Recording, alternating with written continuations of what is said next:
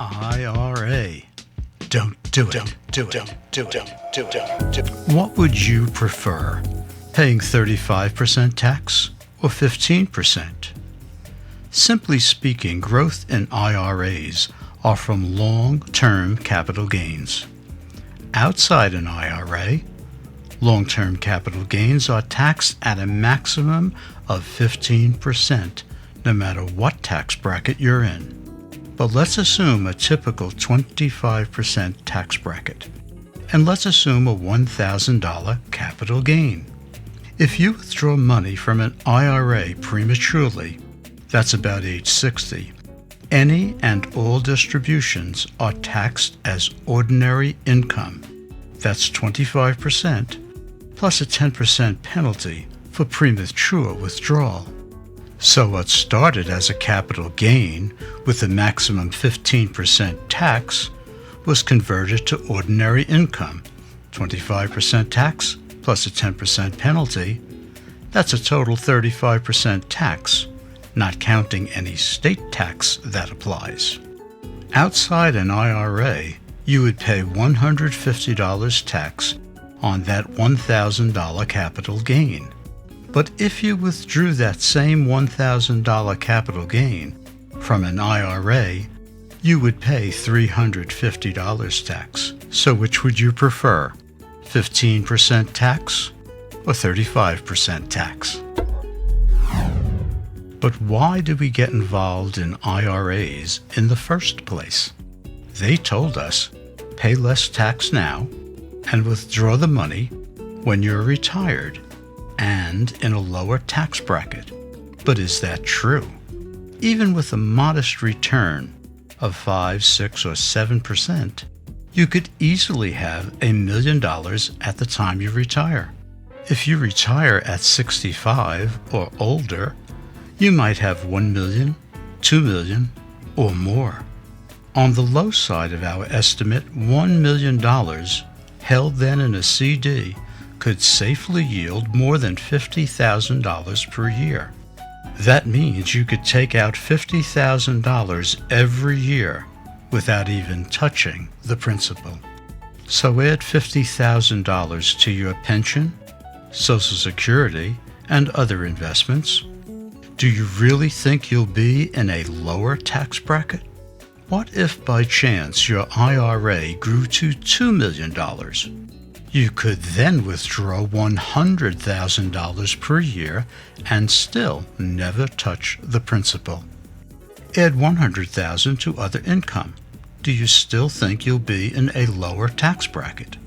Let's consider inflation. Since 1968, the dollar has lost 85% of its value.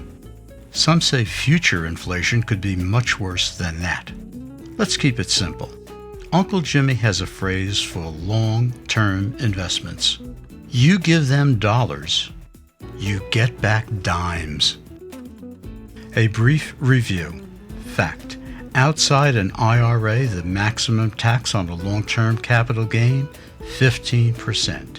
Fact: that same gain withdrawn prematurely from an IRA, 25% tax plus a 10% penalty. Fact: since 1968, your dollar has already lost 85% of its value. Maybe when you retire, inflation will have been worse than it's been for the last 40 or 50 years. Maybe when you retire, tax rates will be higher. Your 25% bracket might increase to 30 or 35%. Who knows? Before you decide that an IRA is the best way to prepare for retirement, think about this simple question.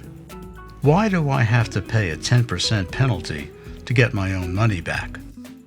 If you're 20 years old, that penalty period is about 40 years.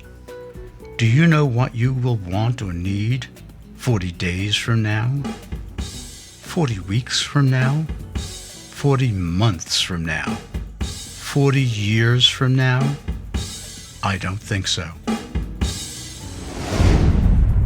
Our personal needs change unpredictably over 4 decades. We might have children to nurture and educate. We might have an aging or ailing parent that needs assistance. We might want or need to expand our living quarters or move to a larger or more comfortable home. But where do we get the money? For many, IRAs are the only significant funds available. So what do you do if a really good deal comes along? What if your neighbors, Mr. and Mrs. Smith, are retiring, moving out of the state, but don't want to take their car along? It has a book value of $15,000, but they offer it to you for $10,000. But you need cash, and you need it right away. Even if you withdrew $15,000 from your IRA, you would have fewer than $10,000 after taxes. There goes that good deal. What happens if you want to put an addition on your home or move to a larger residence? Let's say you need $75,000. You would have to withdraw more than $115,000 to even be in the ballpark. So being able to take advantage of good deals is a great case for having cash on hand or easily available. Oh, keep in mind, if you make a withdrawal of more than $100,000, you can kiss your 25% tax bracket goodbye. You might be paying 30%, and don't forget the 10% penalty.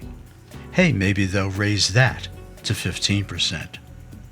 We never really know what's going to happen in the future, but from what we've seen in the past, it's not looking very good. IRAs, there are a lot of reasons not to get involved. So why do financial advisors tell you first fully fund your IRA? Could it possibly be because they make a commission on these sales? 5%? Maybe 10%? Without question, we would all like to pay lower taxes. But let's not forget, if you give a broker $5,000, first, fees and commissions are deducted, and maybe only $4,500 is invested for you. Don't take my word. It's all there in the fine print. Also in the fine print, outside IRAs, capital losses are tax deductible up to $3,000 per year. Inside IRAs, no deductions are allowed. You could lose 50% of your IRA funds if you fail to withdraw the money according to the rules, and that's before taxes. I'm everybody's uncle. I'll close with one of my uncleisms. Stay ignorant, get scammed. You're never too young to learn. Remember, think and be formidable. Visit me at everybodysuncle.com.